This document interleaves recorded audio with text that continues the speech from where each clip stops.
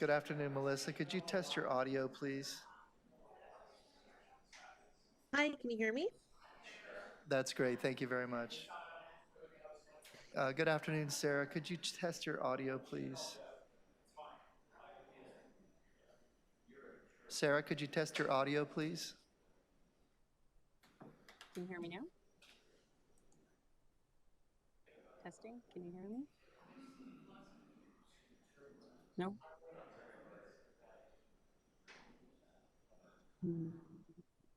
Sarah, we're not hearing you. Okay, I'm gonna go off and Okay, come now back. you're in now. I can hear you. Okay, I can great. see and hear you. Thank you Thanks. very much.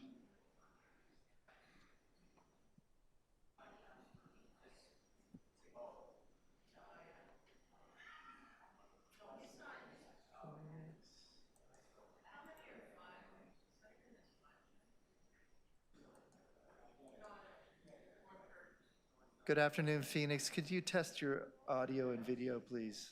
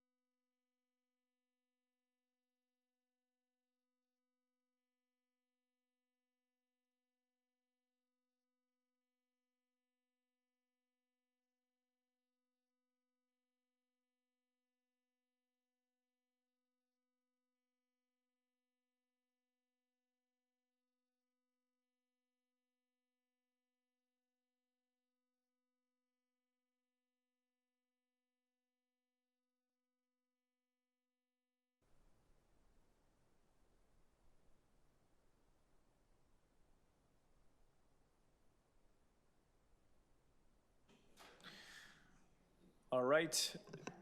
If everyone's okay, we'll jump in. Good afternoon. My name is Councillor Brad Bradford. I am the privilege of being the chair of the Toronto Music Advisory Committee. The clerk has confirmed with me that we have quorum, so I will call this meeting of TMAC to order. And welcome to everybody. This is our 8th meeting of the term. It's being held in person here in Committee Room 1, as well as using the city's WebEx technology with members and staff connected by video conference or calling in. Members of the public are welcome to attend this meeting in person or remotely. We have some deputants today, which is nice. And because we're doing both remote and in person, we of course ask for everyone's patience with any delays or technical issues. I'd remind staff to keep their mics muted with their videos turned off unless they need to answer any questions or speak to the committee. And for members, colleagues, if you wish to ask questions of staff or speak, just make sure your video is on, raise your hand, unmute your mic and indicate your intention to speak, and I will write that down and we'll go through a speakers list. If members wish to place a motion on any of the agenda items, please email the text of your motion in advance to our team from the clerks. That is tmac@toronto.ca. And when we vote on an item or a motion, I'd ask members to turn on their video, raise their hand, and indicate the intention to vote. If there is a recorded vote, I will ask you to state if you are in favor or opposed. We will proceed with a land acknowledgement. Although we are meeting in different locations, the Toronto Music Advisory Committee acknowledges the land that we are meeting on is the traditional territory of many nations, including the Mississaugas of the Credit, the Anishinaabe, the Chippewa, the Haudenosaunee, and the Wendat peoples, and is now home to many diverse First Nations, Inuit, and Métis peoples. We also acknowledge that Toronto is covered by Treaty 13 with the Mississaugas of the Credit. May I have a motion to confirm the minutes of our meeting on May 15th, 2025? Sean's there, got it. Moved by Sean, all in favor? Okay, that's carried, terrific. And before we move on to the 5 items of business today, there is a new business item that I need to bring to your attention. That is MA 8.6, which is a resignation of a member from the TMAC committee. So this is just a motion to put that on the agenda. Is that correct? Okay. I'll get Sean to move that. Okay. All those in favor? That is on the agenda now. All right. So we will kick off today's business. It's great to see everybody back. I hope you had a fabulous summer. Our first item is our Toronto Music Advisory Committee task team updates. And I think we have speakers on this. So I would start with speakers. Presenters. Okay. Yes, let's go with the venues task team first. Okay. Yeah. But does the public have to go first at the start of the item before we do things, or no? We'll do that item first, and then the deputies can speak, and then Back into committee. Yeah. All right. Yeah. Sean, Lisa, Tracy. Okay. To give our presentations. Venues task team update. All right. Well, we're going to start with our venues task team update then, and Sean and Lisa and Tracy are going to kind of walk us through that. So I'll turn it over to you. Hi, everyone. Nice to see everyone in person and online. I guess the biggest change this year is with the licensing, the designation of place of assembly or nightclub, etc. From a personal perspective, it's been a bit of a tricky rollout. Information is not clear. We really want to get to this and get this. Can we turn the mic down a little bit? I'm getting some feedback. Sorry, old sound guy. The rollout could have been a little clearer. Some information could have been a bit clearer. The timeline on actually getting relicensed, changing your license if it's a new license wasn't quite clear. So we've talked to a bunch of venues that seem to be in the same situation where they've renewed as what they are, and we'll see how it goes and get on to it by the end of the year or next year.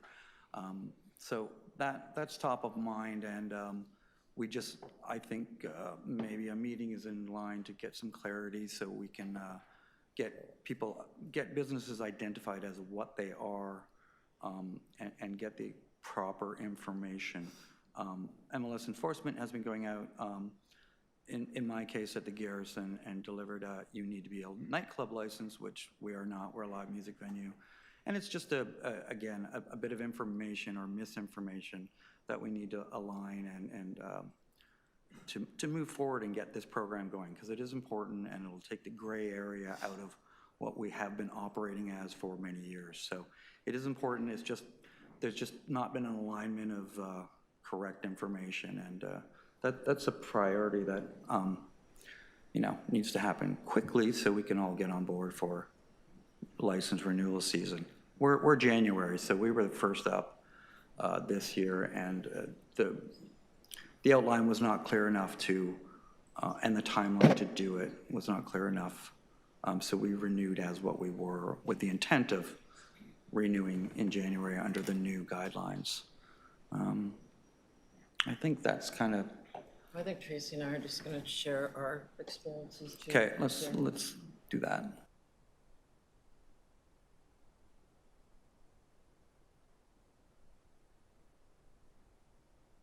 Thank you, Jonathan. Oh, thank you. And to underscore how crucial that clear communication and consistent enforcement are when rolling out the new licensing structure. So at Lula, we were visited about a month ago by a bylaw officer who told us that we were operating under the wrong license and needed to apply for a nightclub license. And I told him that I didn't think that that was right, that we had renewed our eating establishment license earlier in the year, and we were preparing to transition to the new entertainment place of assembly extended activity category. The bylaw officer didn't think that that was correct. But then when I checked with the city website, it seemed like the posted criteria confirmed the officer's interpretation. So online it indicated that because we serve food and bottles of liquor, that we were required to hold 3 separate licenses: the expanded activity eating or drinking establishment, the expanded activity entertainment place of assembly license, and an entertainment establishment nightclub license. And that last would trigger a zoning review application. Since we're a concert venue and a cultural hub and a community space that also hosts youth workshops, it was concerning to us that we were going to be categorized as a nightclub. We were able to meet with Mitchell Tebow from MLS, and he very quickly clarified that we could apply for just the license that best fits our primary use, with endorsements for food and beverage service. So MLS was really responsive and collaborative when we had the meeting, but I am worried that other operators might not be familiar with this process and not realize that this kind of support from MLS is available. As of last week, the website still seems to suggest that all 3 of these licenses would be required in cases like ours, and we have heard from some others who are frustrated and confused by the process. For example, Basement 254 had renewed their eating establishment license last December as directed by the city, and told that they would transition when their license came up for renewal in December. Yet they were told last month that they were already in violation of the new licensing structure. It was able to be resolved on the spot because the owner was pretty well informed, and they worked it out with the bylaw officer who was helpful, but just concerned about how the general rollout is going in the community. We totally get that any new framework is going to take time to refine, but we just feel that it would make a big difference if the city and the bylaw officers approach the venues in a more collaborative and educational way, explaining the changes, directing the operators to MLS for clarification, and avoiding the impression that long-standing compliant venues are suddenly non-compliant. Perhaps a more effective use of resources might be to send another email to operators before the renewal date, outlining the new license categories, the suggested next steps, and a contact for questions.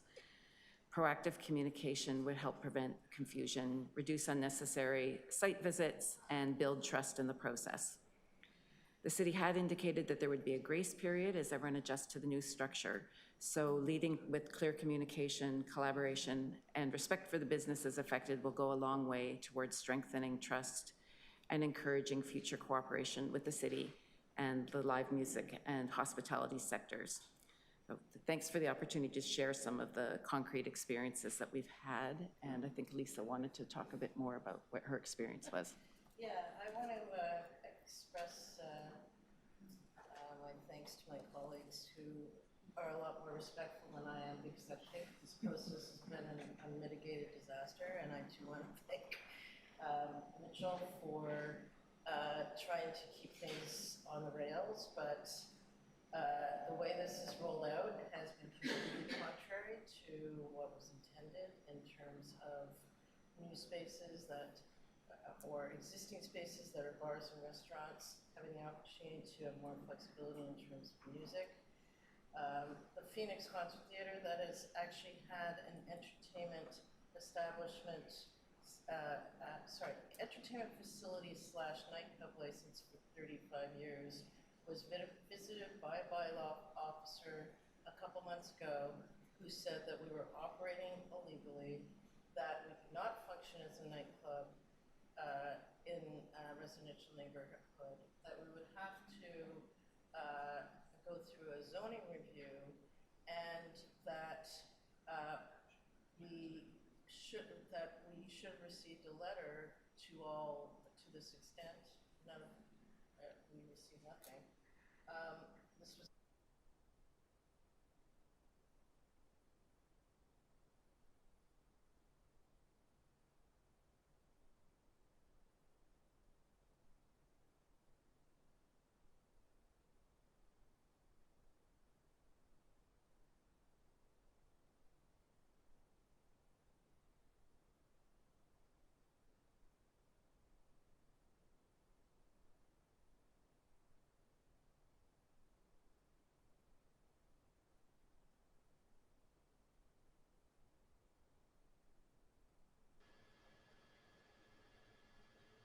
Sorry, did anyone else lose audio on the link?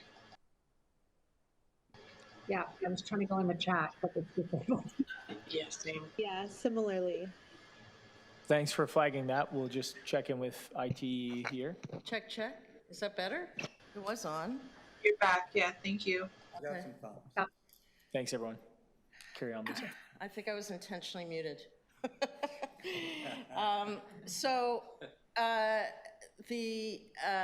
It does seem to be a bylaw. I think what has happened, though, is it's the opposite of the intent, that why we have no need to change our license in any way, shape, or form. We have subsequently received a letter saying, originally we weren't even given the option to renew our former license, which is due at the end of this month. And so Mitchell helped us out to at least renew the existing license, because the paperwork only directed us to the entertainment place of assembly with no opportunity to stick with our license, which from my vantage point is the right license and covers how we operate. So it has now been renewed, so I no longer feel exposed, but I know that there are a number of other venues that, you know, when met with this kind of adversary individual, would probably be pretty panicked and not necessarily at all versed in how to correct things. So we're somewhat back on track. We just received a letter that was returned, I guess, because of the postal strike, that says that we no longer have to apply for a food and beverage license because our existing license is okay. I'm not sure what beverage means in that context, and whether or not, because nightclub also includes bottle service, which we do very rarely because we're mostly a music venue, is okay. So I'm going with, we're operating legally and we don't need any rezoning, and I'm hoping that our existing license can stay. One of the things I talked to Mitchell about was you know, if there, it's important to be designating what a business is doing primarily, then there's perhaps another way of doing it as opposed to suggesting that there has to be a new license, B, multiple licenses, or C, anything other than, if right now you're not changing your business, I never understood that this new license was about changing anything if you weren't changing anything. I understood it to be about changing things for the good.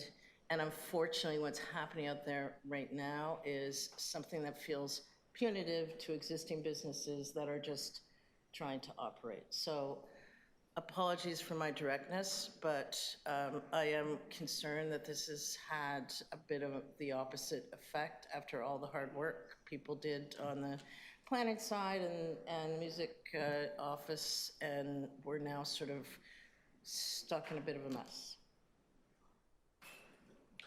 Thank you, Lisa. So there are more folks outside the task team that want to speak to this. Do you want to do that now? Do you want to do deputants? What would you prefer, other TMAC members or deputies? Whole item, but if you guys would rather the deputants speak, if they're speaking directly to the venues piece, They then are, Yeah. we could do that. Yeah. And then Okay, so you want to do yeah. if it's deputants? yeah. Okay. All right. Thank you for that from our venues task team. I do have John Carew and Mayor that want to speak to it as well. We're going to do our deputants first because they're online and in the room. And then we'll go back to committee on this. And I have two speakers, Steve Georgiev from Contrast Entertainment and Tariq Zaki from the Piston. Steve here. Hi. Come on up. We'll get you at the center table here. Thank you so much for joining us and coming in today. So you will have 5 minutes to speak to the committee, and then we'll see if anyone has questions for you afterwards. So over to you, Steve. Thank you very much. Appreciate it. It's been a few of these, so I've become a regular here. But I wanted to, I guess it's in pertaining to zoning specifically in the license transfer. I'll make a couple comments. I second kind of what the lady from the Phoenix said. I'm sorry, I don't remember your name. Lisa, yes, sorry, thank you. This was my experience. Mike, I know I CC'd you on an email originally when this happened, where enforcement was very aggressive, came in, told us they're gonna send us to court, et cetera, when we didn't even have a expired license during this time. So I think some conversation with enforcement just needs to be had in terms of just being more collaborative and educational, because we know, I'm more familiar with this licensing process than most of the people out there, and even they came to, so for people that don't have this familiarity, it's going to be a big shock. So yeah, I second all that.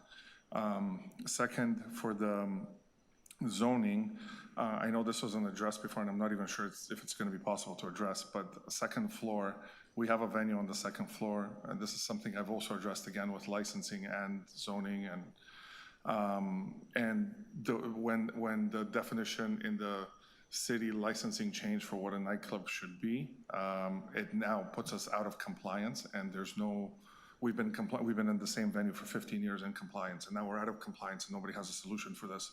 So I've spoken to Mitch Tebow and I've CC'd a couple other zoning guys on there. So they're aware of this from even when the situation occurred, when I flagged it originally, which was more than 2 years ago, and I've been in constant communication with this. So far, nobody, you know, I know my way around licensing in the city, so nobody really has been able to come and, you know, give us anything. However, at some point, if it's not dealt with, it's going to become an issue. And there's in my last team communication to them, I listed a number of venues that are affected by the same situation. So, and they're all in the entertainment district. So if we're actually, if the point of this whole thing was to make sure everybody's within the correct licensing and everything else, like this is definitely needs to be addressed. It's a big problem. It puts literally 90% of the venues in the entertainment district out of compliance. So, yeah, so this conflict needs to be resolved. Again, I'm mentioning it. There's an email. I know Mish Tebow has been extremely helpful, and I know that they're trying to work on some sort of solution, but again, I've been addressing this for the better part of 2 years. So yeah, it needs to be addressed. Also the zoning, yeah, again, for the second floor zoning, where nightclubs aren't allowed on the second floor. I know that hasn't changed, that's always been the zoning. But we're allowing an expanded activity restaurant, which is essentially a nightclub on the second floor. So what is really the difference up there? So perhaps a suggestion would be if there's a commercial unit on the left and right side of a second floor, nightlife related venue, that would be allowed. That could be some sort of a caveat that's carved out. But yeah, it just doesn't make sense because you can still open up and it's conflicting with the messaging of what's happening in the city. And then one other comment, which wasn't addressed really into this, and I guess I should have addressed it before, employment zoning, which is mostly the Portlands now, I guess. This is literally the best type of zoning that you can have one of these types of activities in. It's literally industrial and commercial. There's absolutely no chance of any noise-related issues there, and that somehow got carved out of the zoning approval for this expanded entertainment. You have so much of this zoning around and where nobody will complain, and you won't have any of the same issues. You have wide roads everywhere in these places because of the traffic, so you have great traffic access. It's near public transport, and somehow that, I guess, I'm not sure if this is going to be something that could be addressed, but I'm not sure why that zoning category didn't get included into the, into the nightlife expanded thing. So, yeah, this is pretty much my only comments. Yeah, I guess any questions specifically? Your deputation, Steve, any questions from the committee? Online? Not seeing any. I'll just ask one quickly. Why do you think the rationale is for that not to be included within the employment zoning? I take your points, adjacency of uses, pretty good, often wide access, plenty of parking. Like, I understand the rationale of your point. Any thoughts why that wouldn't be the case? No, but yeah, I know that there's a redevelopment plan for that part of the city, for example, but there's been a redevelopment plan there for how many years now? And I can tell you it's nothing's happening there for the next 20 years. So, and I'm familiar with this because I know people that are actually sitting on those committees. So I don't understand the rationale for the city why they wouldn't include a part of that at this time, and then potentially figure out a way out of that. Again, I don't know the ins and outs, obviously, of the city, so there might be some other things that I'm not aware of. So, but to me, when I look at zoning and the least amount of impact possible to the community, this is what I would be putting these types of venues. So, yeah, interesting point. Thanks for the deputation. Thanks for coming down. Yeah, thank you very much. We are going to jump to Tariq Zaki, who's online, I believe. Tariq, you should be able to come off mute. Hi guys, let me know if you can hear me okay. We gotcha. Loud and clear. 5 minutes. Over to you when you're ready. Okay, sure. So I own a music venue called The Piston. It's Bloor and Ossington, just by Dovercourt, actually. And we've been in trouble with the licensing for many years now. You guys still hearing me okay? We gotcha. Okay, so before pre-COVID, we were visited by bylaw and told that we were operating under the wrong licensing. We're a live music venue. We also have some DJs on the weekends. And I've been in business there since 2010. So I think it was about 2017 they started coming out and handing out fines for improper license and advising that we needed to move on to the nightclub license.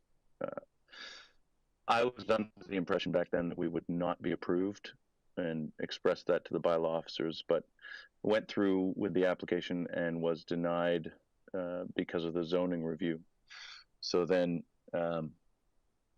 I actually had to start over and reapply for my eating establishment license, and have been rolling with that through until this year when we were approached again by bylaw. It was about 3 months ago told that we'd be receiving a round of fines again for not being compliant, and that we should again apply for nightclub and we would be approved. And so I went through the application process, and we were approved for the expanded eating establishment license, but again, the zoning was denied for nightclub. The bylaw officers said that we're just unable to continue operating the business with the improper license. So, I mean, being a live music venue that has been in operation for 15 years and constantly being told that we're operating illegally but not able to comply is what's frustrating. And I'm not sure how to move forward with it. Again, right now I have the expanded eating establishment, but I'm unable to move forward anywhere else. So I just wanted to voice that and say it seems sort of like, in a way, with the zoning restrictions and the new licenses. I mean, this might sound like a little bit of a kind of whiny response to it, but it seems like the city has created all this new licensing and then sent the bylaw officers out in droves to say, okay, now go find everybody who's not compliant and make them compliant, and a lot of people are going to be unable to. So instead of helping venues become more inclusive in this, music culture city, it's going to end up shutting down a lot more venues than helping, possibly, unless we can figure this out. I guess that's all I wanted to say. Thanks, Tariq. Let's see if you have any questions here in the committee. Not so much a question as comment. The 3 or 4 or 5 years that going through the relicensing work was exactly meant to not have this happen again. So we seem to have missed an education phase where the new licensing, everyone should be able to have their place of assembly, music venue. That would be my situation. It is passed by the part of educating business owners and the city and MLS enforcement about what these new licenses are and what categories people fall under. The education portion has been very short, missed, and gone to enforcement, and this is exactly what we're trying to eliminate, where there's no gray area and everyone's operating under a very clear license mandate. So I just needed to comment on that. We just seem to miss the phase of the education part and gone to enforcement again, which is completely contrary to what we hoped would happen. Thank you, Sean. Any other questions or comments for Tariq?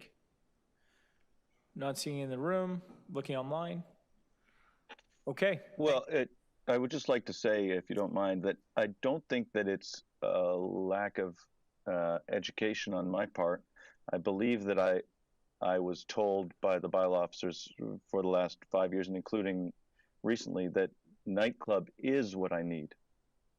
So it's not that I'm applying for the wrong license. It's just that I'm being told what I need, and then the city is denying my application due to zoning. So I'm in a place where I'm being told that I'm just not able to operate this business anymore, which has been, a part of the Toronto cultural hub for 15 years now. And to be shut down, I mean, I haven't been compliant since 2010, right? I mean, there was never an opportunity for me to be compliant in the area that I'm in, which was something that obviously I didn't think about in 2010 when I opened the business as a live music venue. So I'm not sure that it comes down to education more. I think that the zoning review committee needs to be adjusted to allow businesses like mine to thrive and survive and operate in compliance. Okay. Yep. Comment here for you. Is this for? Okay. Yeah. Okay. John Carew has a comment or question for you, Tariq. Yeah. Okay. And I guess it goes through the chair to any staff, but you as a planner, I mean, I play in that field as well, as you know. I thought once bylaws were changed for established facilities, established thing, there's such a thing as legal non-conforming. If they were legal if they've operated for 50, 30 years or whatever else out there is. How does this kick in and supersede that traditional planning principle of bylaws being legal, non-conforming until you make a significant change in your use or on the property, you're allowed to operate in the same format you have previously? Maybe we don't have anybody in the room, but it's a consideration to be asked. So we have Jordan here from zoning. I don't know if we're going into the questions of staff now, or if we want to do that. We will do that. Let me just see if there's anything for Tariq, so we can let him go if not. Not seeing any online. Oh, is that a question there? No? Okay. All right, we're good. Thanks for your deputation. Appreciate that. Thank you. So do we want to table all the venue stuff with staff? Because there's probably some thoughts and questions here. Or do we want to roll through everything? Let's deal with this venue stuff right now. Let's go on venues, because we're plugged in on venues and probably the bulk of the conversation. So we're going to have some questions for staff, and that's probably going to include bylaw. It's also going to include zoning, and we heard the question from John Carew for zoning about legal non-conforming uses and how that relates and interfaces with bylaw and business licensing. So over to you. Yes, hello everyone. My name's Jordan. I'm a planner on the zoning section in city planning. And yeah, there are permissions under the Planning Act if you have a lawfully existing building. So let's say you have a building permit from some point in the past and that business has continued to operate as shown on that building permit. And if it wasn't permitted as of right by the zoning bylaw, then that sort of permission would be able to be maintained as a legal non-conforming use and would be able to continue to, from the zoning standpoint at least, be permitted. So it'd be a case maybe where if a business operated without sort of getting that initial approval, maybe they had a committee of adjustment minor variance from the past, that they were able to operate as a nightclub or an entertainment place of assembly, whatever it may be, that didn't comply with the current zoning requirements, then that would be allowed to continue to operate.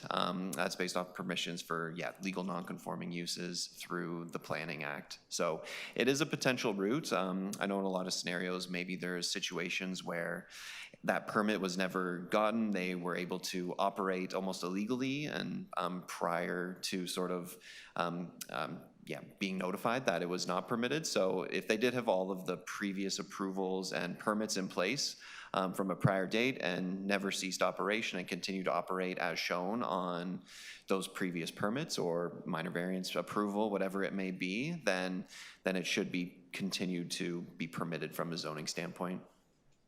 So, Mr. Chair, just supplemental. So when somebody is asked that, everything is okay, that's what I'm hearing, but you need to go through a zoning change, well, that seems to be moot to me under the legal non-conforming provision because they've operated for 15 years or whatever number of years. Is that a new requirement? Are we trying to get people to be compliant, which, again, there is that, I don't want to call it an escape clause, but in order for a business to continue to operate, I think legal non-conforming, for somebody mentioned that everything seems to be okay. They're only asking me to go through a zoning change, which could be costly, time-consuming, etc. So can we operate? Can some of these folks operate that are being asked to go through a zoning change to say, hey, I've operated this 15 years, never had a problem, I invoked the legal non-conforming? So it would, I think a lot of the issues maybe if it was never legal prior to. So if you do need to, I'm not too sure on sort of the building department side or the licensing side of things if they're asking for a change of zoning, but if they had something that was permitted as of right and is operated as that same sort of instance from a zoning standpoint, it would continue or be allowed to continue to have that zoning approval for what was permitted, even if it's not permitted as of right today. So I guess it's a tough one in terms of trying, like forcing it into, like bringing it into the current zoning compliance. If it's something that's not, then I don't know, I don't think that would be the best route. I think the legal non-conforming route, if it's something that would not comply with zoning today, but did comply with zoning on a prior date and has continued to operate, would sort of be the best way to move forward with those situations, not trying to force anyone into getting a nightclub permissions when they would never be permitted for that, but they would have had previous permissions for an entertainment place of assembly, for example, and sort of if they could continue to operate as that entertainment place of assembly, then that would be sort of the best route, instead of forcing a conversion to a nightclub, where it sounds like the second floor issue is one that is pretty prevalent. So if you had a second floor sort of live music venue and being forced into a nightclub permission, then that would sort of almost automatically leave you in a non-compliant state from the zoning standpoint, and require essentially committee of adjustment for a second floor variance for a nightclub use.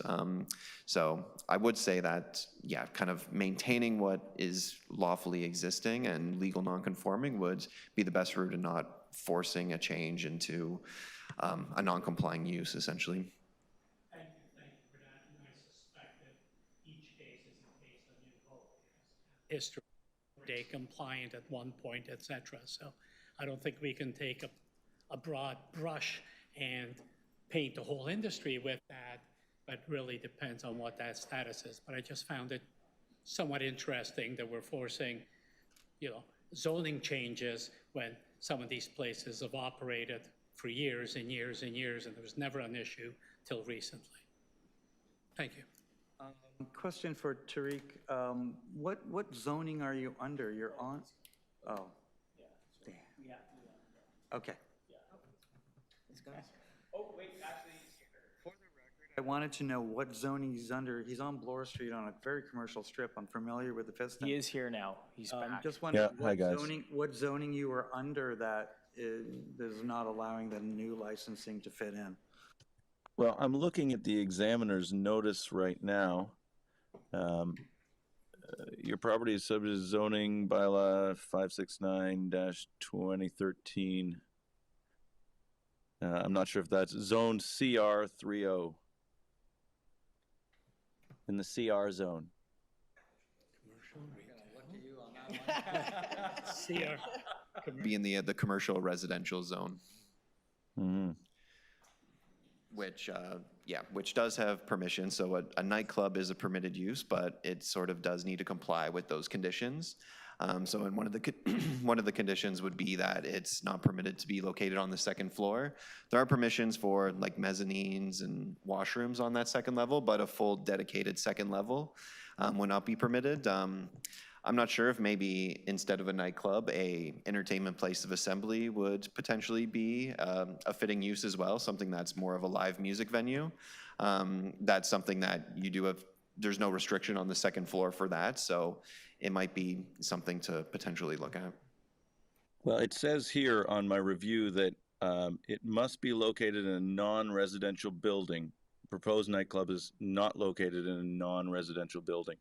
And we've received fines several times in the past for operating as a nightclub without the proper licensing. And when you go on, when you do the questionnaire the city has provided, it's basically if you have a sound booth and you have a stage and you have a PA and you operate past 1 a.m. more than 2 or 3 nights a week, you are a nightclub.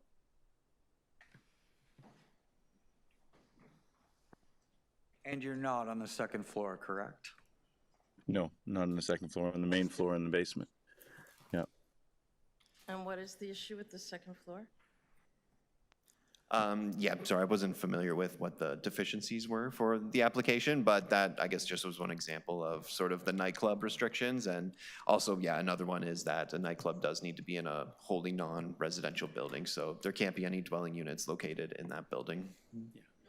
And what I'm trying to figure out is why not on the second floor? If you're not in a residential area, what difference does it make? It's not to call them out, but specifically know a number of venues that are operating under what you are calling the jurisdiction, or planning is calling the jurisdiction of a nightclub, on the second floor pretty much every night of the week, they are music venues. And I think this is where, you know, the world has changed to the point where the city needs to catch up.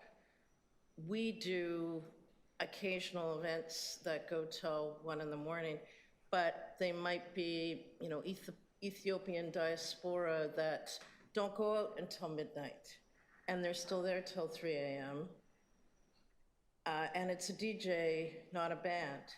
Does that become a nightclub? The lines have been blurred since DJs have been headliners. And so even the criteria that is listed by the city, and I'm not trying to put you on the spot here, but it's because I know you didn't create it, but, well, maybe you did, in which case I'm putting you on the spot. But it doesn't align with operations in terms of how any of us function anymore. If we only did live music events at the Phoenix Concert Theater, we'd be out of business. And if we only did club events at the Phoenix Concert Theater, we'd be out of business. We need a minimum of 150 events to fill our calendar to operate when we're paying $600,000 a year in rent, and we're operating respectfully to the neighborhood. We're doing all the right things. I won't take credit for the entertainment facility / nightclub license. It predates me, but it predates me, to your point, like 35 years. So, and it's never changed. So to me, we have to kind of catch up as to what live entertainment means as opposed to live music versus nightclub. Because sure, there are venues in the city on King Street, maybe Rebel is one of them, where it's always bottle service, it's always DJs, it's always till 2 a.m. or later, and that's a designation. But the rest of us are just trying to, you know, kind of stay operational, and we're not going to turn around and say, I'm sorry, you know, it's a soca event, and the headliner's not getting on until 3 in the morning, but they're getting on at 3 in the morning. That doesn't make that event a nightclub event. You know what I mean? Sorry. I'm not trying to inundate you, but that's kind of the reality of operations now, so. Okay, we're gonna get, I had a question initially, if I may, Chair. yes. Okay, then we're gonna go to Omer. Next direction. Okay. Tracy, you indicated, and maybe you can share, and maybe the numbers are the same thing. You've got 2 licenses. You've been asked to bring a 3rd license. Can you give us a ballpark of what that would have cost you, or that cost you to get that 3rd license, and what maybe all 3 of them would it cost to operate under the required licensing? I'm not sure of the exact numbers, but it was something like $300 or $400 per license. But I don't think that was ever the intention, that we would have 3 licenses. I think just I mean, I could be wrong, but it's I don't think the intention on anyone's part was ever that a venue would need all 3 of those licenses. So in a way, that's I don't think the city is expecting to collect fees on 3 different licenses in the case of live music venues. But I think it would have been around $1,600, something like that.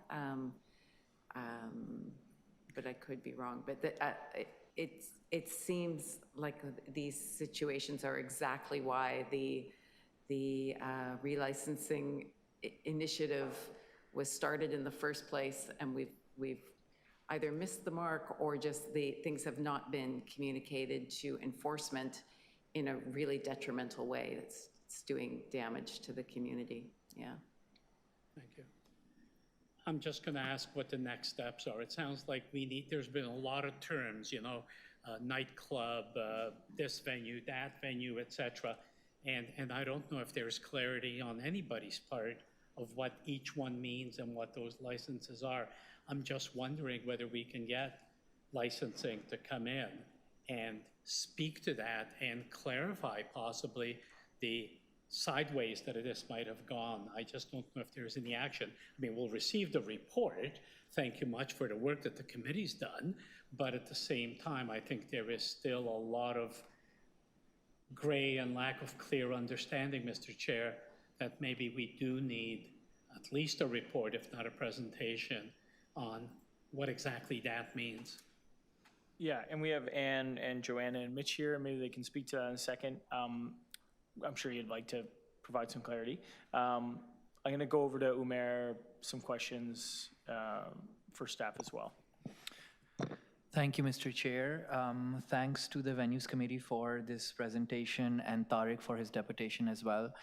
I just want to bring something back to this committee, which is the attitude of the enforcement. This has been a concern in the past when we were talking about, noise-related issues. It seems like it is almost harassment to the music community, the way the enforcement officers are doing their job. And I wonder how, what this committee can do to get that to change so that everyone understands that running a music venue or playing music is not a crime and it should not be treated that way.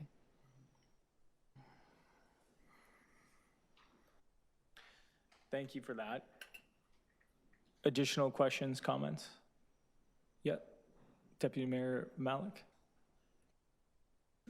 Thank you very much, and I appreciate everything that's been shared with us about this issue and especially the experiences of venues and venue operators as well. And I also am hearing that the team at Municipal Licensing and Standards has tried to be as responsive to the individual issues. But as Lisa shared, something's not working here and something's not right in terms of what these venues are being asked to take action with and on. There's a lack of clarity. There's a number of extra steps in how to resolve these issues, and also not any kind of clear understanding about how widespread this is in order to manage it well. And if those things are being resolved and there is a path forward that is holding this in a way that does not make this your whole job or the whole job of venue operators, then I'd really like to hear a little bit more about that. And if not, how are we approaching it in a way that is more comprehensive and getting at the heart of what the challenge is? We can understand that rules change and adjustments have to be made, but the approach here seems like it has been made more cumbersome and difficult than it needs to be. And what is very important for us to understand is how that's being resolved as we move forward, so that we're not having to take the time of the group to resolve individual issues that are at the heart of this transition. Thanks, Deputy Mayor. Any questions or comments online? Okay, I think we're going to work on a motion here to sort of respond to this a little bit, but do staff from MLS want to just sort of offer some comments on any of this? Sort of sounds like my interpretation of this is we got lost a little bit on some of the definitions and then gets a little bit complicated on the enforcement side and clarity for that. I think we're going to have a motion to button that down and have you come back with some direction, but if you wanted to sort of speak to it since you've been in the room. Yeah, thank you, Chair. So my name is Joanna Hazelden. I'm the Director of Policy for MLS. I'm joined here with my colleague, Anna Fernandez, who is the Director of Enforcement, and also my colleague, Mitch Thibault, who is the Policy Lead on MLS for these changes. We have heard you, and I would say your concerns, it's not just you. I think this was a significant change in licensing and zoning involving thousands of businesses. And this transition period, we have learned a lot. And I would say refocusing on customer service and helping people comply, Also, remembering that people don't follow City Hall as closely as we do, and may not appreciate all the nuances, because it is quite complicated, not only licensing, but the zoning aspect of it too. So we are taking this back and have heard you, and looking at, additional training, additional customer service type, not only on our enforcement side, but also the group that issues the licenses. That's also, part of this, the mix as well. So we do hear you. Yeah. And I appreciate, we are, through this transition period, learning along the way. Yeah.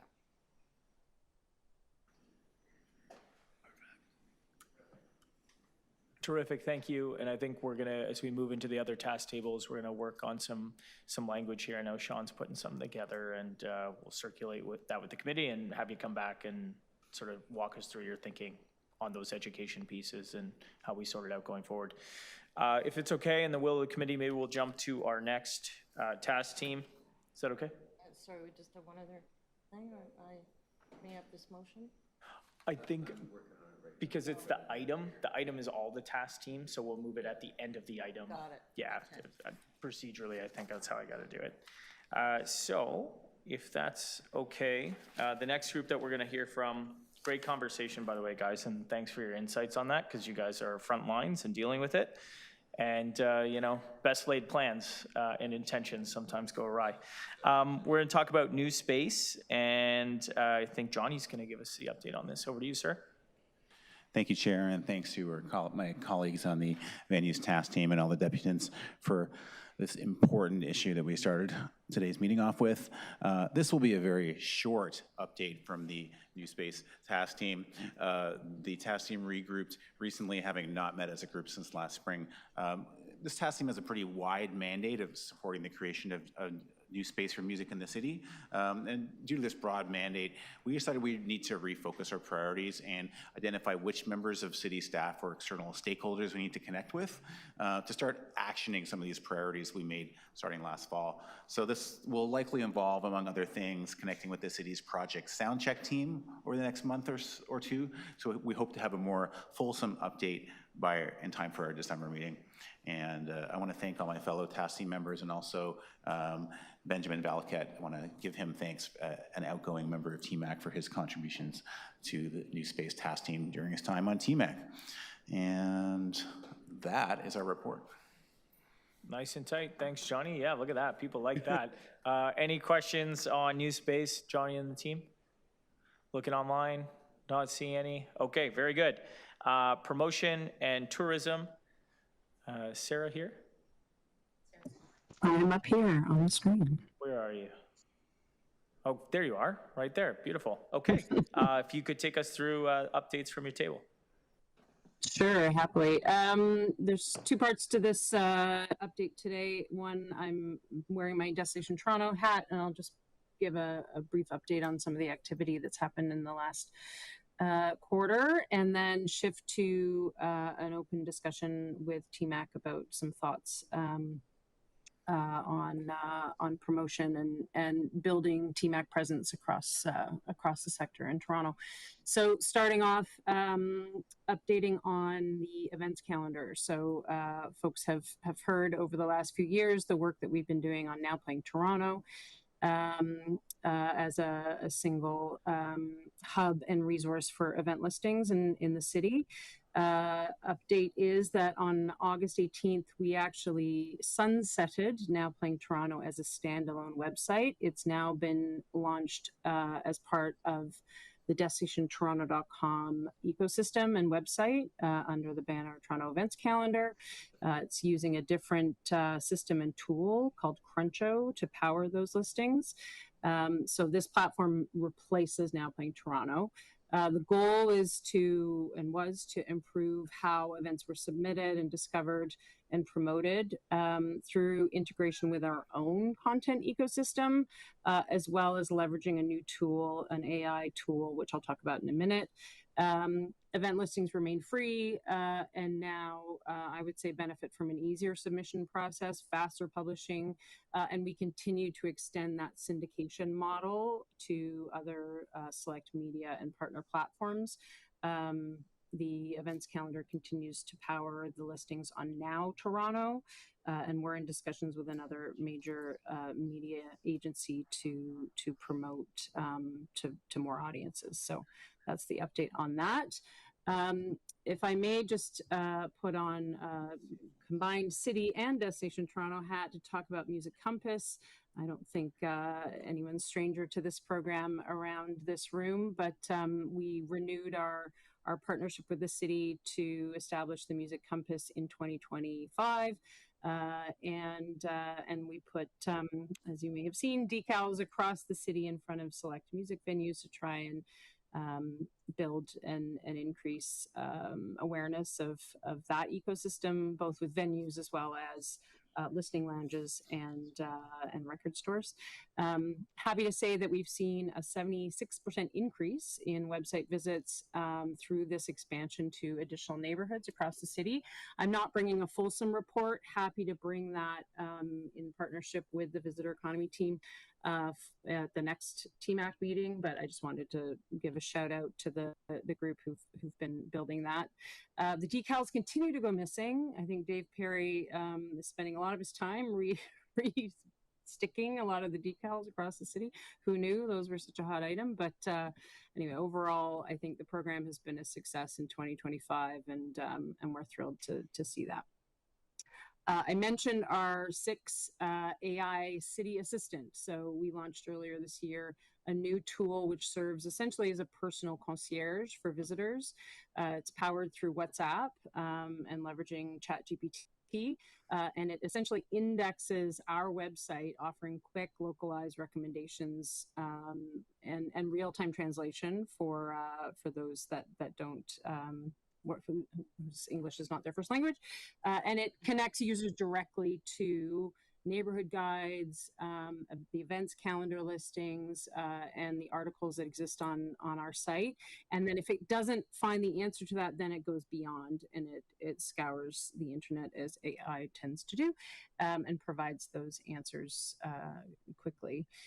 Part of the rationale for now shifting into the events calendar of destinationtoronto.com is so that it can capture that information. So now it is indexing the calendar and providing those suggestions if somebody's looking for an event or a concert to see that night or in upcoming weekends, etc.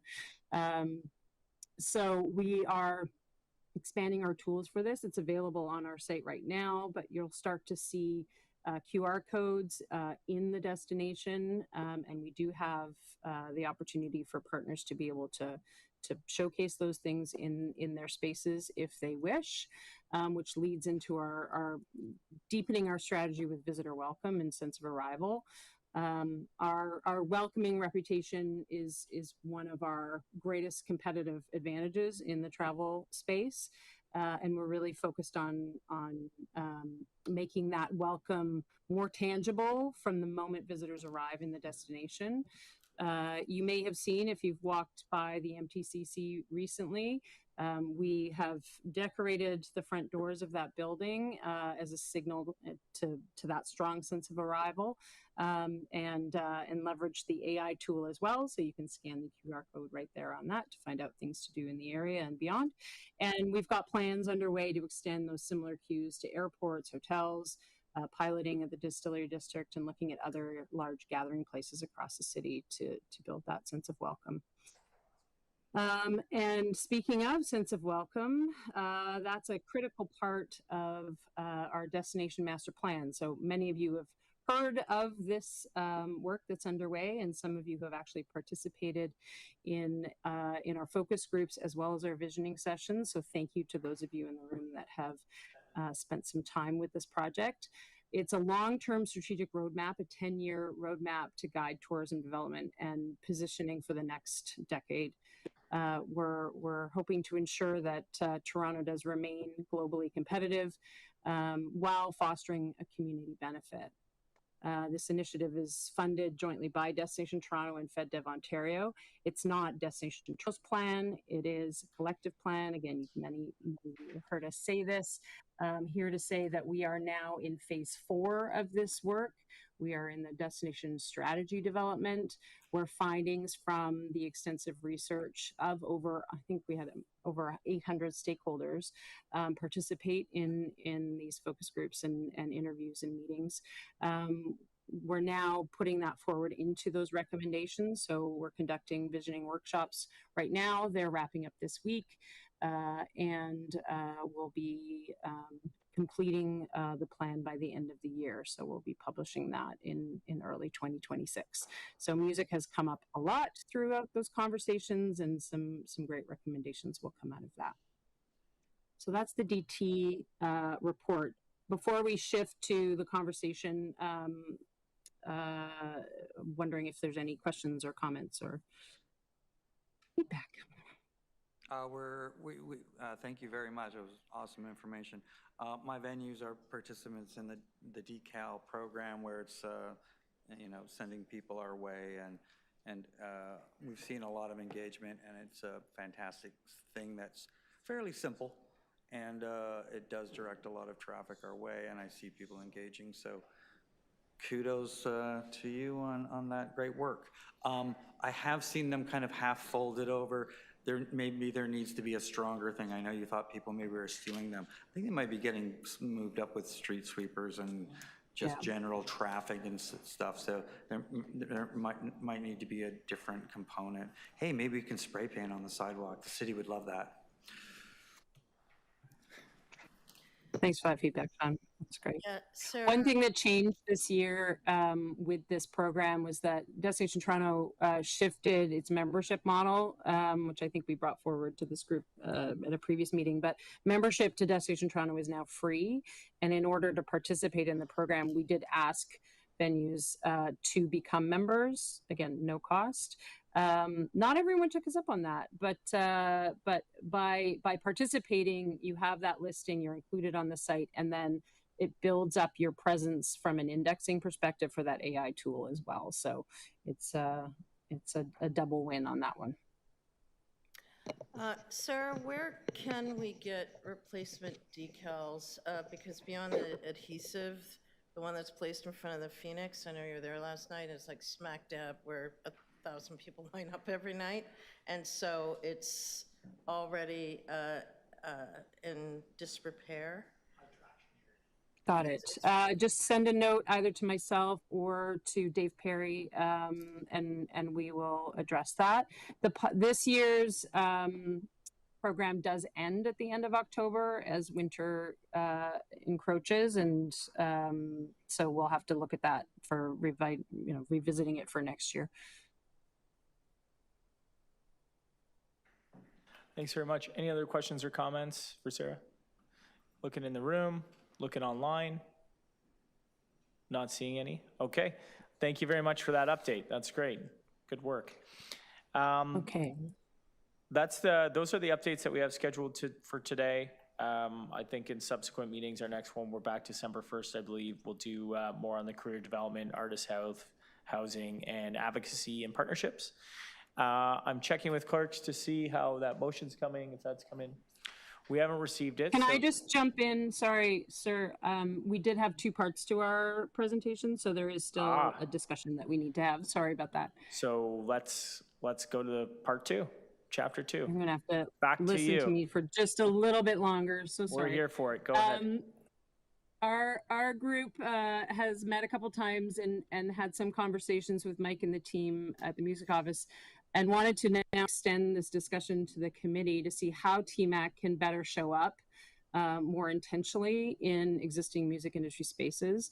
So wanted to gauge interest and perspectives in 4 areas. And we can, if there's time to discuss at length, great. If not, we'll table these and then come back together in December for further discussion. But we really want to explore the idea of TMAC participating in existing conferences or festivals and events like North by or Departure, as a way to connect directly with the sector without adding new initiatives or demands on the group. Wanted to ask the committee whether they see value in this kind of presence and what role they think TMAC could play. And maybe we can identify, let's say, 3 major events to engage with in 2026. We'd need to, of course, decide what key messages and themes we might want to share when engaging through these channels. And then talk about which members of the group might be interested in shaping this further alongside the music office. I know we only have a few meetings left in 2026, but this can certainly take place beyond. So those are sort of the 4 points we wanted to bring forward for discussion. And I don't know if anyone from our task team want to add any other context or notes to that. Oh, you nailed it. Terrific. Anyone in the room? Okay, we're good online. Motion's in? Nope. We'll stand down this item then. Well, our terrific clerks just sort of put all this together, and then Sean's gonna have a motion to move on this based on our conversation from the venues piece. So with that, we'll stand down item 1. We will move over to item 2 on our agenda. And we'll roll right into MA 8.2, Summary of Development Application Fee and Related Resources for New Live Music Venues. And we have a presentation on this. Terrific. This is Colin Wolf. Yep. And John Holmesy. All right. Colin and John, staff from Development Review. Quick presentation on planning-related application fees in response to the motion from the last meeting. And are you throwing up a slide deck? Yeah. Okay.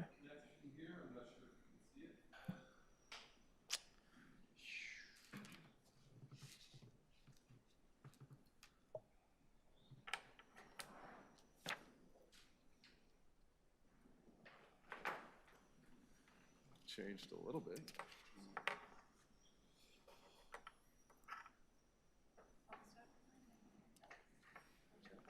Just gonna have IT staff. Thanks. So I've got this guy. Where's it gonna be? One of these HDMI. Best is to go HDMI. Okay, straight out. Yeah. Just like that. Yeah. Can I make a quick question? Probably under like that. Yes, question online. Should go kind I was just wondering, our hand raise ability and chat ability is disabled, so I don't know how to ask a question. Just wondering if that's something that could be resolved or.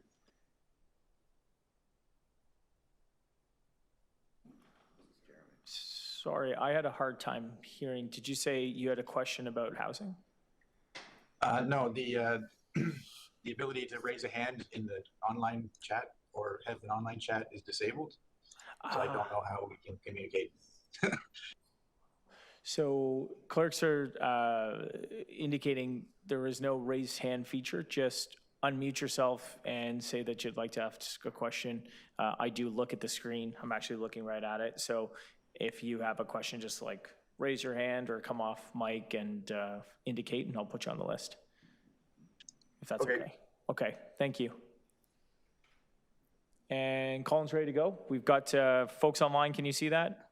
Thumbs up. Are you seeing the presentation? Okay. All right, we'll turn it over to staff. Great, thanks, Mr. Chair.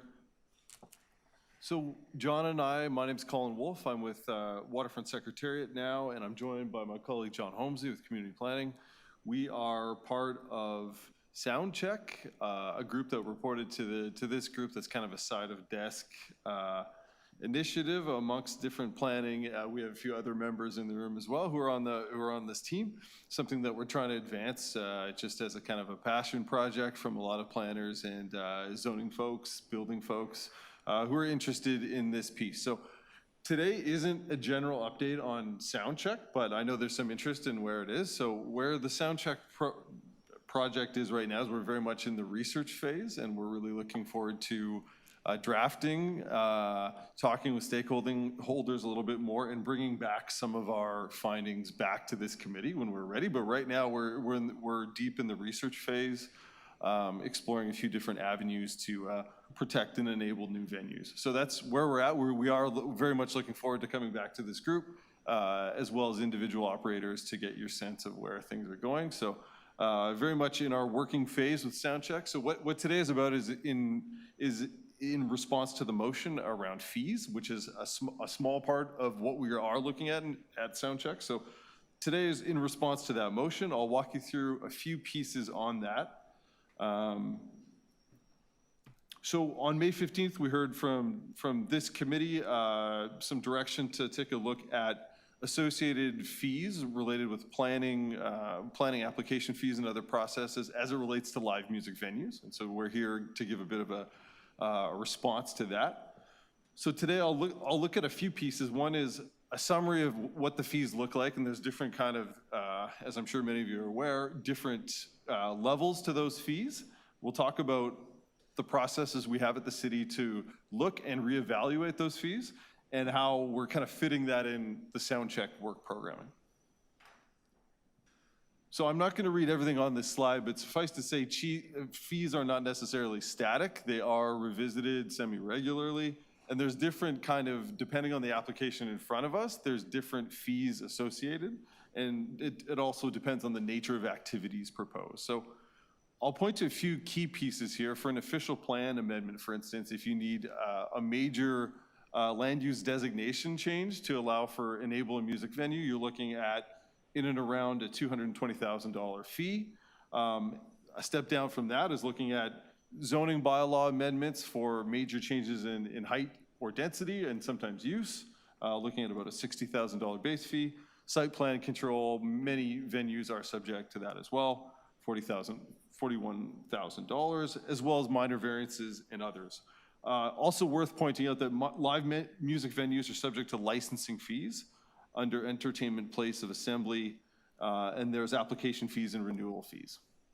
So that's the kind of the lay of the land as far as the fees and related processes goes. There are resources out there. This is less led by planning and more about my colleagues in economic development, looking at some of the resources to help people navigate this stuff, which we know it can be impenetrable and extremely complex. So we've got a good nature guide to provide step-by-step guide to opening venues, detailed steps on how to navigate zoning. So there are tools out there, but it is a complicated endeavor. So how this fits into the Soundcheck scope of work that we're looking at here is there's a few fee reduction measures generally. There's the City of Toronto's creative co-location property tax subclass. Our group isn't looking at that much, but that's something relatively recent. Qualify up to 50% of your annual municipal property tax. And then there's additional work under the Cultural Connect plan, giving additional kind of weight to this idea that we need to advocate for essential supports for artists and creatives. And where Soundcheck fits in is we know that through our business practices and standards division in the city planning division, we regularly look at and review the fee structure for different types of applications. This isn't something that happens every 2 years. It happens semi-regularly. It can happen a few times a year if need be. So we are looking to plug into that process that our colleagues are leading. And in order for Soundcheck to do that, we are exploring further what the implications are if there was going to be some kind of fee, if we would be exploring what the fee structure looks like for live music venues. So we need to get a better sense of what's the volume of applications for live music venues, what's the financial impact to the city, what are some of the benefits? We know that's part of the equation as well for culture and economy to the city. So we need to come together with a rationale and a story to understand what the financial impact is. And that's something that we're doing right now as a part of one of our work streams in Soundcheck. So we're very much exploring, putting together some data and understanding what the impact might be if we were to look at fees different options for fee relief. So that's where we are. That's how it lives in Soundcheck as a project right now. And this is just a quick reminder of some of the broad direction we got from Economic and Community Development Committee, looking to initiate an interdivisional team to protect and enable venues. So generally speaking, I think that's where we're going. What I also want to leave you with is that whatever we find, once we come back to this committee, and we'll eventually write a report through the Soundcheck initiative, we do require additional direction, whether it's from Economic Development Committee or Planning and Housing Committee, directing staff to do more work and explore things further. So we're kind of setting up that conversation, but we do require more direction. And with that, I'll leave it to the group. Great. Thanks for the update and thanks for that work. And I'm glad Side of Desk stuff is a passion project for you guys. I can hear that. We appreciate it. Any questions from the committee? Johnny? Thanks, guys, for the presentation. Much appreciated. Just a question out of curiosity. Do you know of any venues that have actually gone through an official plan amendment or a zoning bylaw amendment? Offhand, I'm not sure about official plan. I can't name the ones who've gone through a zoning bylaw amendment. It has happened, certainly for zoning. I'd say it's more common for it to go through minor variance in the committee of adjustment. I'd say it would be the most common way. Okay. But yeah, official plan amendment, that's a good question. I don't know of any offhand. Okay, thank you. We'll go Lisa and then Deputy Mayor. Yeah, history actually went through, when we were involved in history, went through Committee of Adjustment, which now moves more quickly than it used to. It used to be a wait of about 7 months, but it was one of those outcomes that actually were good with the pandemic, where things started to get addressed online and more quickly. Yeah, you know, I just want to mention overall, though, some of the comments made today about employment lands, et cetera, having been on the search for not only for venues previous to the developer announcing that the Phoenix has a timeline, but prior to that as well, when we did ultimately find history, there is a lot of restrictions now in terms of the zoning in the city. You know, I probably could get into commercial real estate, the amount of places I've now visited, and if we're going to try and build more venue space, permanent and otherwise, then there is going to have to be some adjustments, because there's kind of a block at every turn. It's and the zoning process, to point out, because we have been looking into this, obviously, is that $100,000 minimum just to apply, with no consideration as to whether or not you will successfully be successful in rezoning. Not to mention the bits and pieces that are required from, you know, a heritage letter or proposal to, you know, geological studies to, you know, various other things that amount to well over, you know, $100,000. It sort of feels the rules right now are designated for big development, as opposed to going into a community and feeling like you can support that community with, you know, an animated space.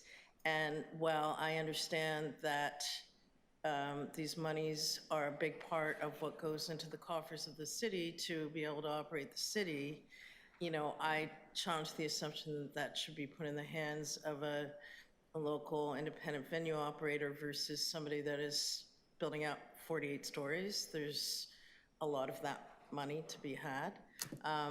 And I think ultimately communities do benefit so much more from having a live music space than feeling that $100,000 to put in a proposal is kind of a necessary step.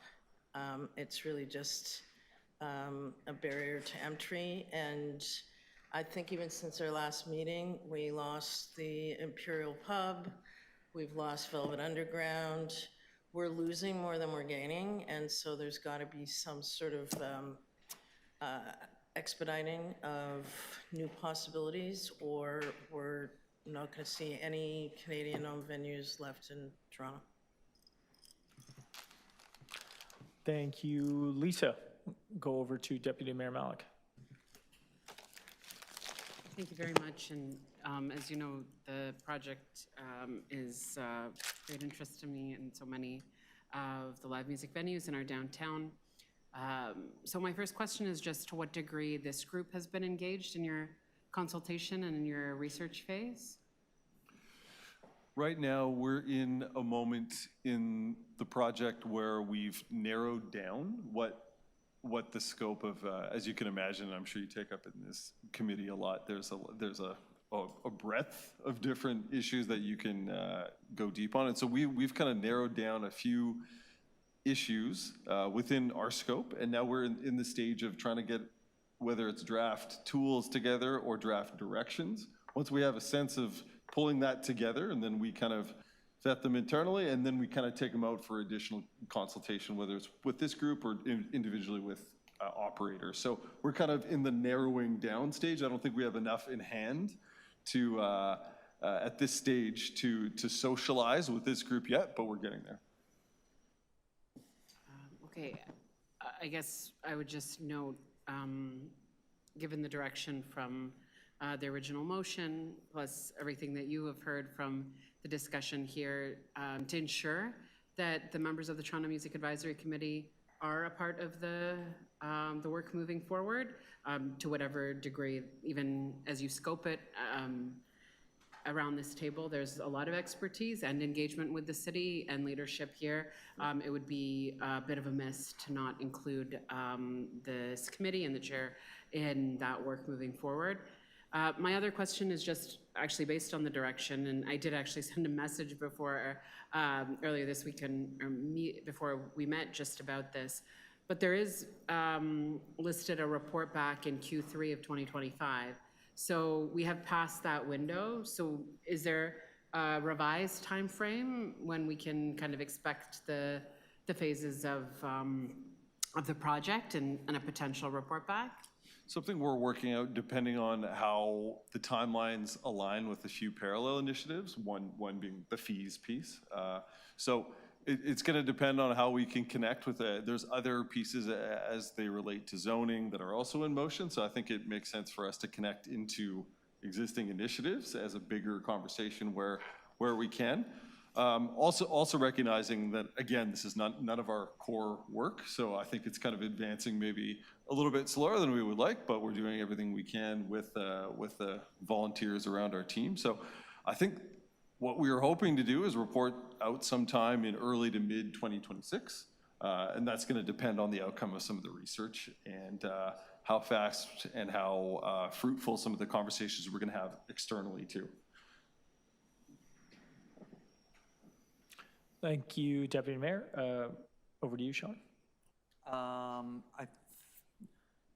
happy to volunteer a quick time for a meeting. I'm sure any of us are at this point, just so you're not going on a direction that you can see by the meeting that we have a whole bunch of really critical issues. Certainly.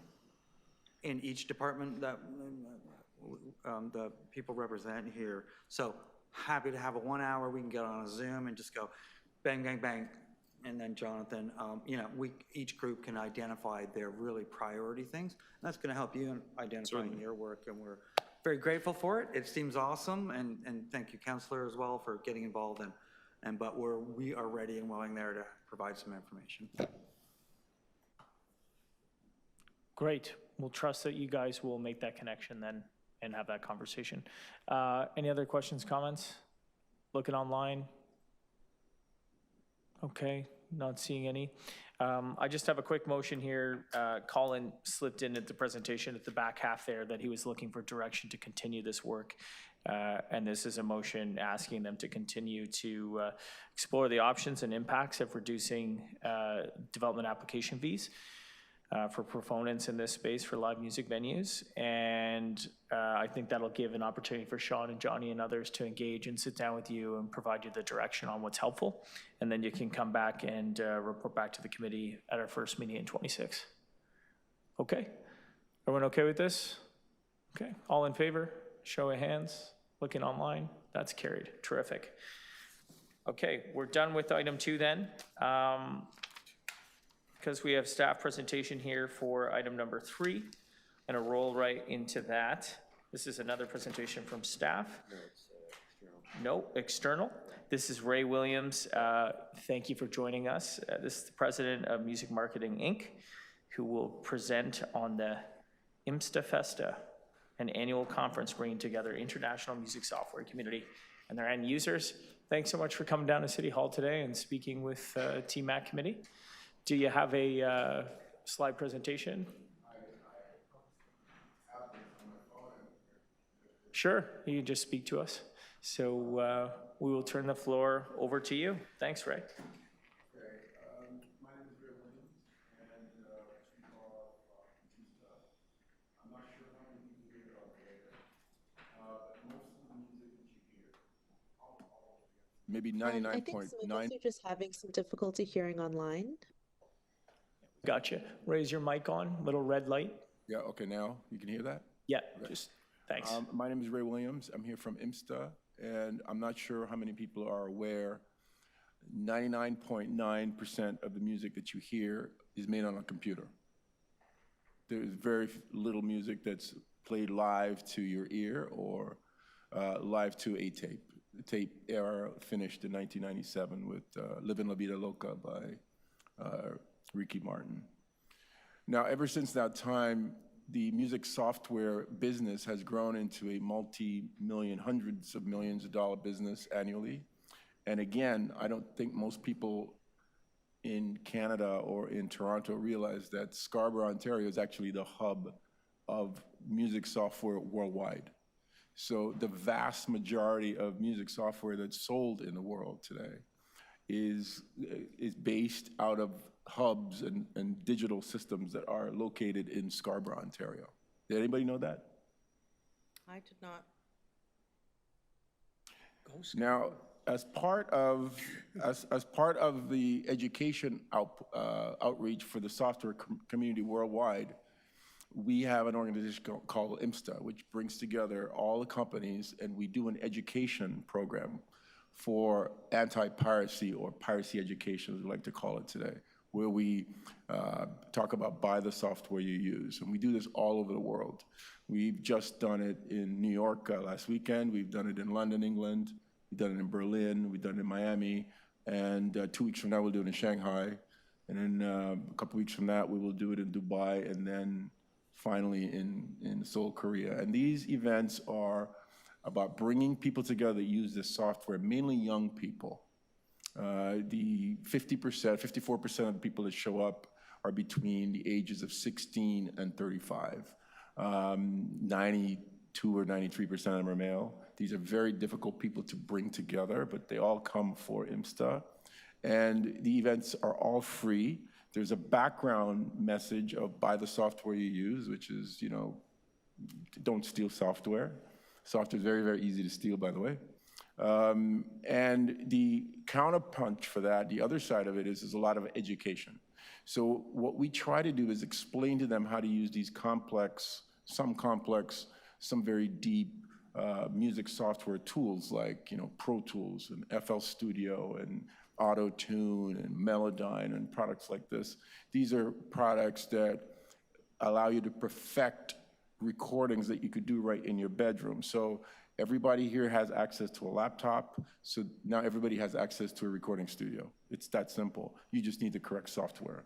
So the IMSTA program is about showing ordinary people, anybody that can get to Toronto Metropolitan University, how to put all these things together and how to make music that you would create in very modest environments like your bedroom or your basement, how to make it sound like, Beyonce or Taylor Swift or somebody of that caliber, because Beyonce and Taylor Swift use the exact same software. They just have people that know how to use it better. So we have an event. This is I believe this might be our 12th event in Toronto. It's October the 18th at Toronto Metropolitan University, formerly Ryerson. It's a full day of events, starts at 10 o'clock. It's free. We give people free breakfast. We give everybody a goodie bag.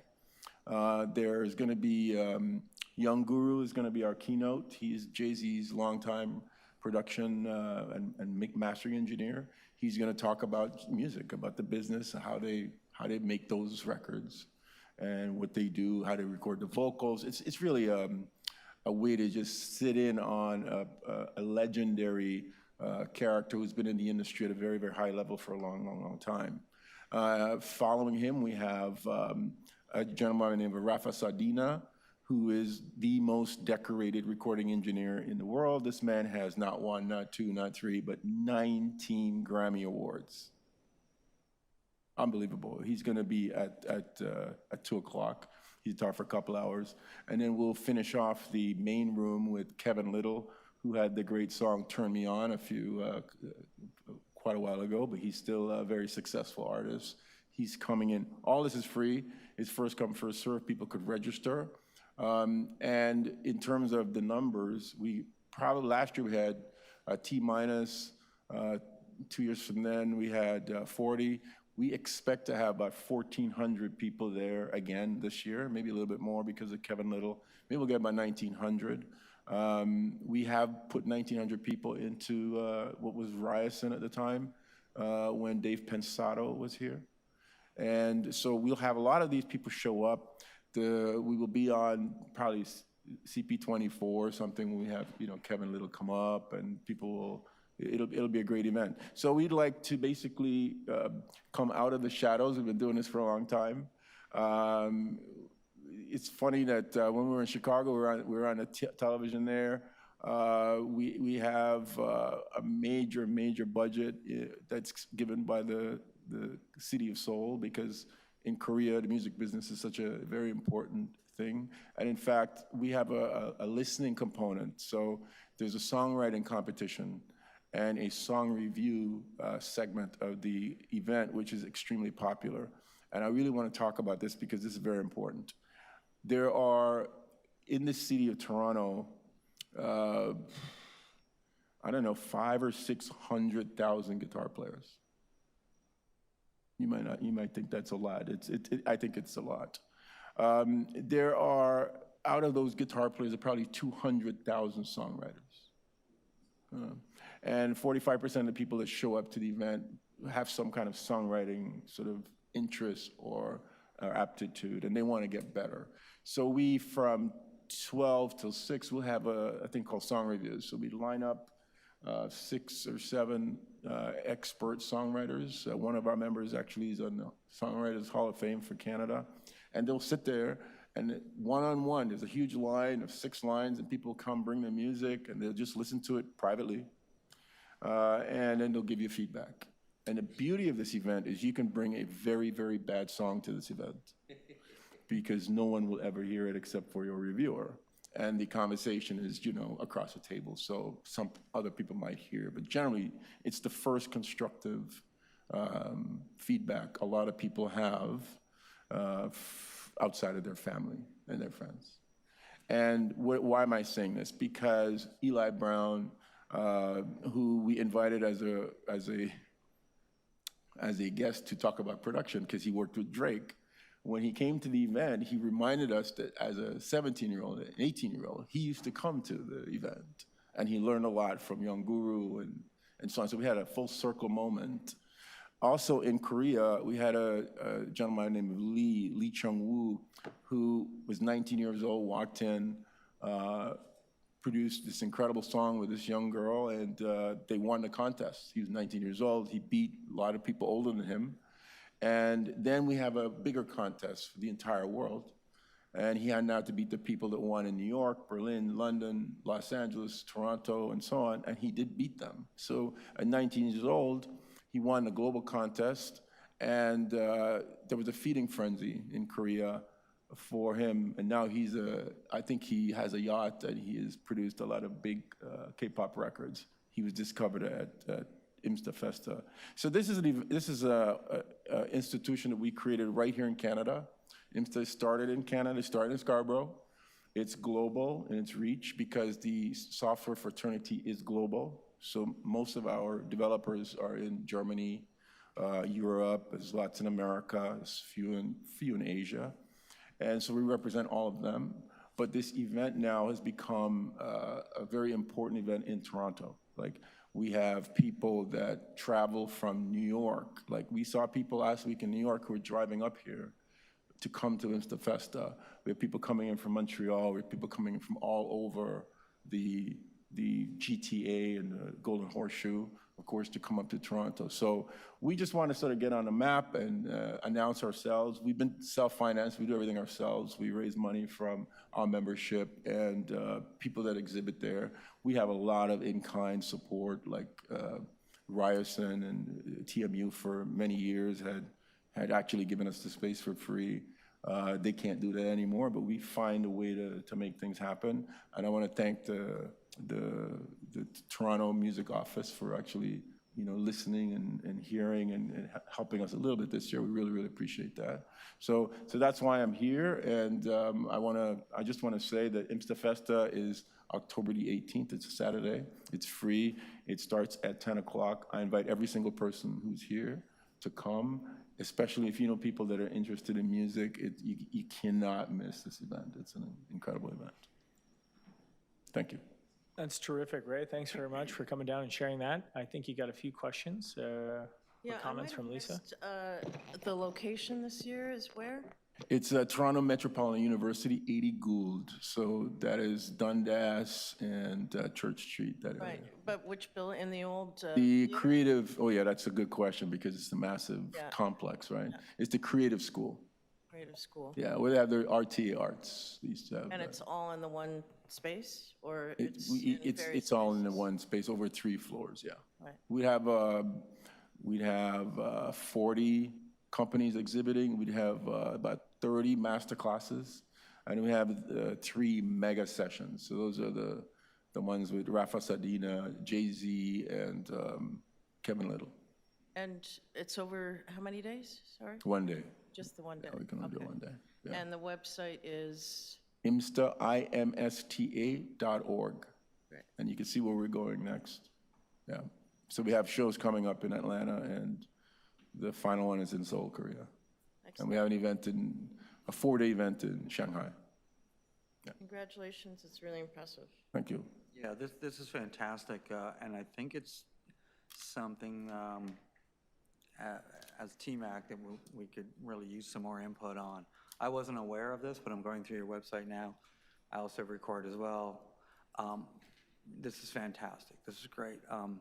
So I'd like to, maybe a few of us can sit down and reach out with you after, at a different time, after your event, and try to get some more engagement, because this is the future. This is software, it's global, but like you said, it's coming right out of Toronto.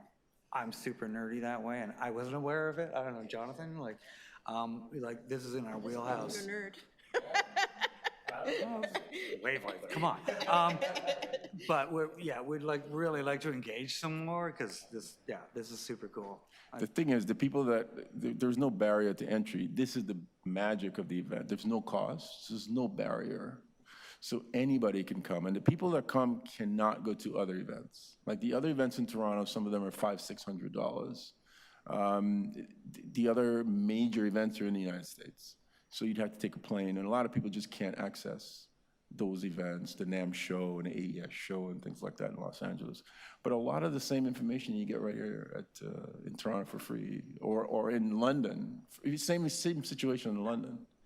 People in London also can't come to Los Angeles, but they can come to IMSTA. Everybody can come to IMSTA. Yeah, that's why we'd like to engage more and see if we can, help get some more people there and get the word out. Yeah, absolutely. If anything you do to help us get the word out, we really appreciate it, because we work on a shoestring budget. It's all donations and membership fees, and it's okay. We supplement it with other funds from our other businesses, but any help we can get from the city would be really greatly appreciated. That's great. And everyone should know that Scarborough is the hub, the global hub of music software, and has been like that for many decades, actually. Like, if you buy software from a German company in Brazil, the transaction goes through Scarborough. If you're in New York and you buy software from American software company, the biggest one in the world called Avid, and it comes through Scarborough. Like everything comes through Scarborough. Doesn't matter where you are. If you're in China, you buy something, it comes through Scarborough. Loud and proud, shout it out there. Terrific. Thank you. Looking online, anyone has questions, just come off mute. Oh, hi, can you hear me? Yep, we got you.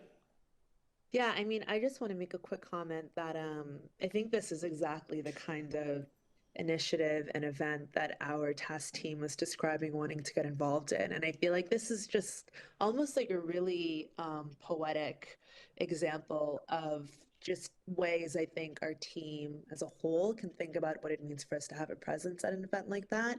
And yeah, just really, really incredible, really spectacular work, and great to hear that such an important opportunity is being made available for free for Torontonians. So thanks. Thanks for sharing. You're welcome. Terrific. Any other comments, questions? Okay. Oh, yes, Deputy Mayor Malk. Just to the point that John was emphasizing about what an amazing made in Toronto, made in Scarborough achievement this is, and you're definitely underscoring that for us. And maybe this is a question for economic development staff, but we have a very, I guess, robust campaign that the city's been working on over the spring and summer called Local Love, and that is showcasing, you know, not just the goods and services that we can make sure that we are, you know, taking advantage of in the city, but also this sort of innovation and the places where we lead in the sector.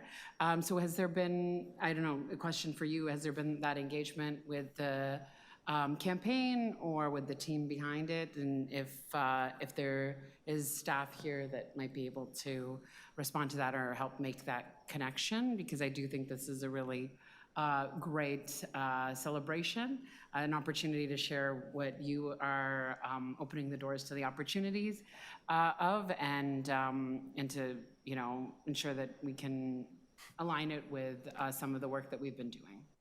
No, the answer is no, there hasn't been. I mean, Mike has the first time we connected with Diana Santa Maria and Mike Tana.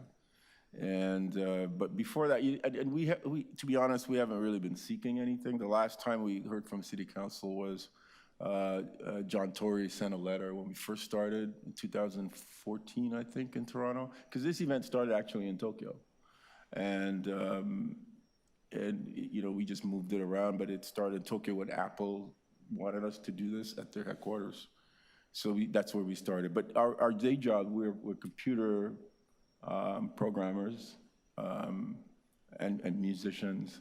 So we're so busy doing that we don't have even the skill set of we don't know how the city works, we don't know how the government works. So we're just so busy doing what we're doing, and then we have to do the IMSTA show, and it's all volunteers, and then we have to go back to doing software again. So we just don't have any liaisons, or we don't know anything about this whole structure of the city. Or the state, or the... Well, I hope that we can help make that connection, and maybe that's a commitment we can have. Well, that's part of why I'm here. And I want to say also that we see a lot of jurisdictions. Like, we go to London, we do a show every year in London, we do Seoul, we do Tokyo, we see a lot of places. The biggest support we get actually is in Seoul. And we are Canadians. It's amazing what they do. They help with the venue, they help with promotions. Now, it's a different country, it's very small. A lot of people in very small areas, so it's very easy to be mobile. But when you see an entire event that was conceived in Toronto being conducted in Korean with a whole bunch of Korean people with the same logo and everything, it's really just incredible. You're standing there, you can't believe. And this was like the 8th or 9th event in Seoul. So. And that's because they, as a economic engine, the arts is a huge thing in Korea, not just in music, but also with the soap operas and movies and things like that. So the government is very keen to help anybody that can help people make better use of the tools that they have. and it's free.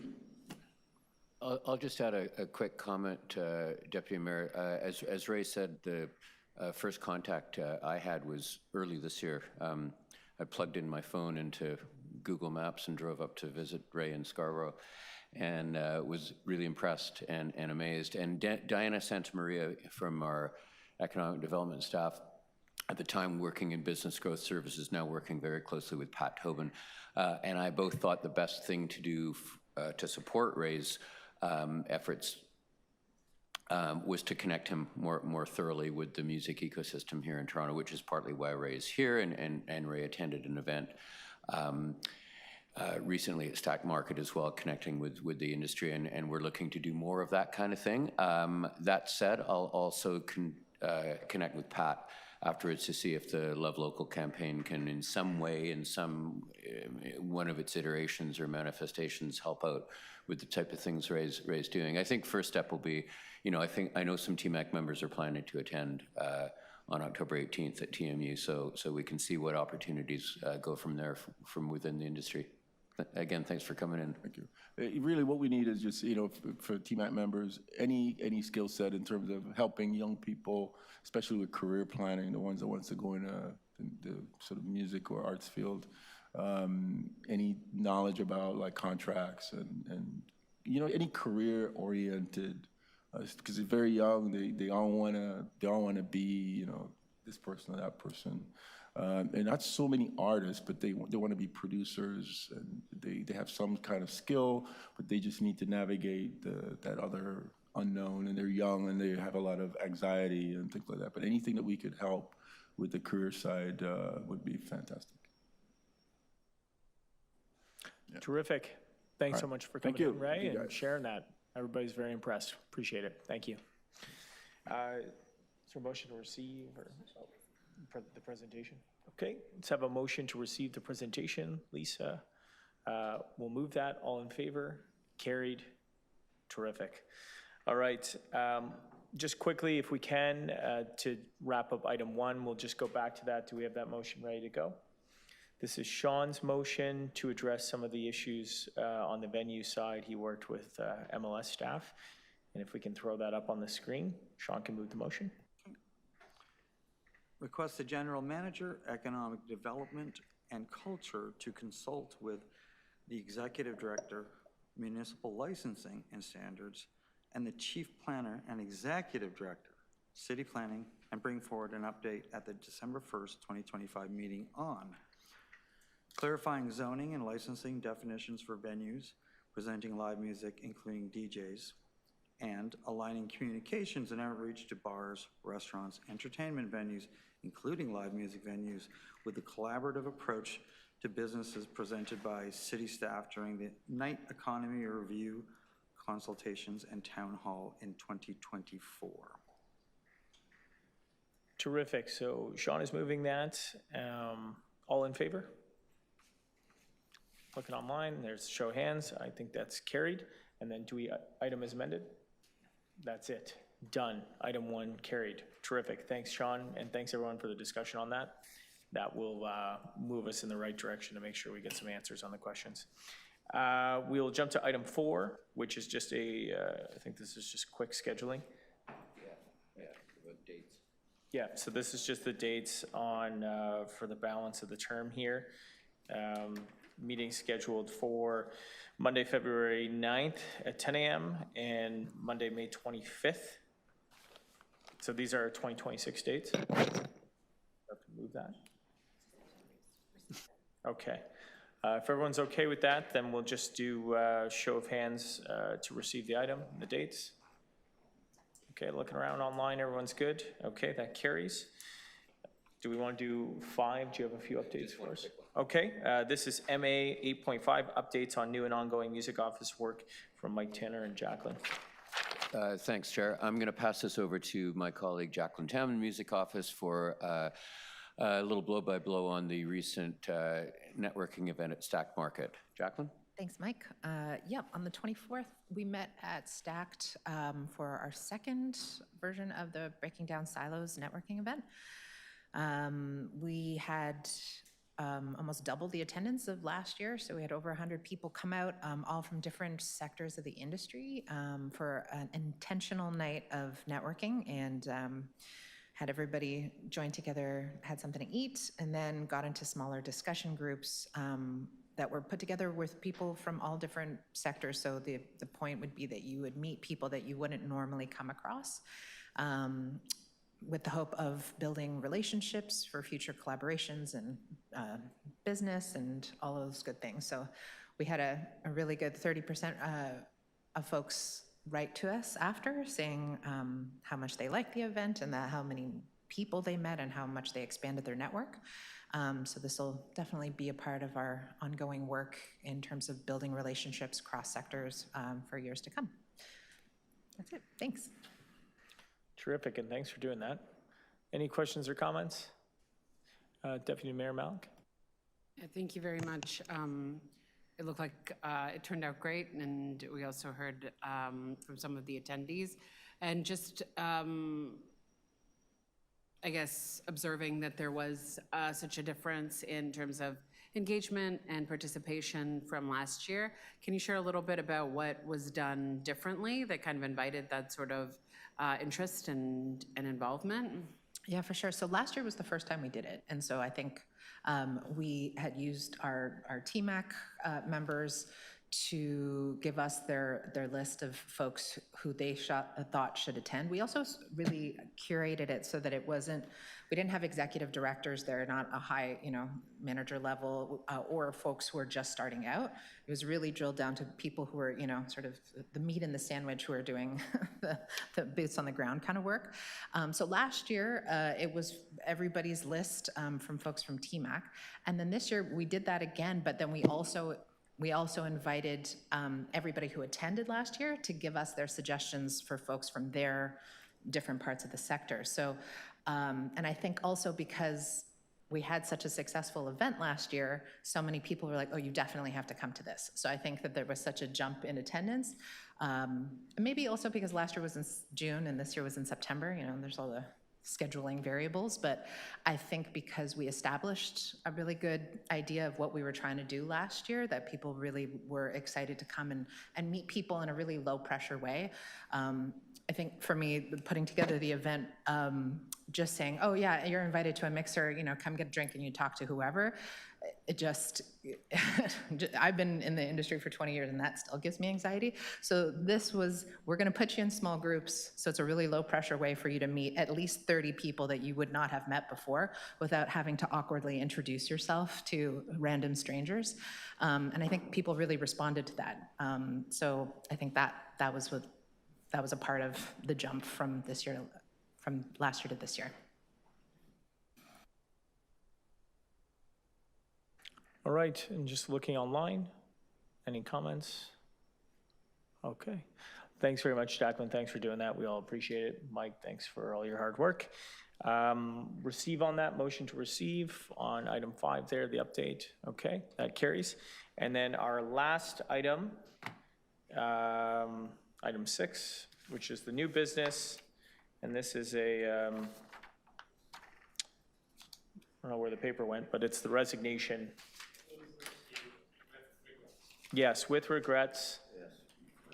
Ben is leaving us. Here's a new piece of paper. Oh, there. Yes, perfect, thanks. This is Ben Valoquette is leaving us, if everyone is already aware of that or not. So it's a motion to accept his resignation. And have we updated on where he landed? Does everyone know that? Right. Does everyone know that? Can you say where he landed? Right. Yeah, this is an unusual resignation from TMAC because Ben Valoquette has left the citizen membership of TMAC to join the dark side, as it were. As a few of you know, he has taken a position as city staff with corporate real estate management, CREM. Which is actually good for us. Which is, yes, it's Die a on the loss of inside. TMAC. Yeah. Ben has been, as many of you know, a very active and engaged participant with TMAC, particularly on some of the new space, rehearsals, studios, conversations, but he is now working with corporate real estate management, and although he doesn't have direct purview over this file. As many of you know, we've been working for a long time with CREM on allocation of city-owned space for music purposes, whether it be venues or studios or cultural hubs and the like, and having Benjamin aware of the needs in the sector and working with CREM, we hope will be a plus for the work in general. So with regrets, we say goodbye to Ben, and hello on the other side. Thanks for the service, and congrats, I suppose. Yeah, very good. So motion to accept to receive. Okay, very good. Motion, John Carew, all in favor? Okay, that carries. And I think that brings, oh yes, a motion, Councillor Ainsley, or? Oh yeah, we're gonna have a motion up here to excuse the absences of Councillor Paul Ainsley and Paula Fletcher, Councillor Fletcher, well, everybody there who were not able to join us. All in favor? Okay, that carries. And that's the conclusion of the meeting. Thanks very much for your time and energy, guys. We'll see you back December 1st. Thanks for all your hard work. Appreciate it.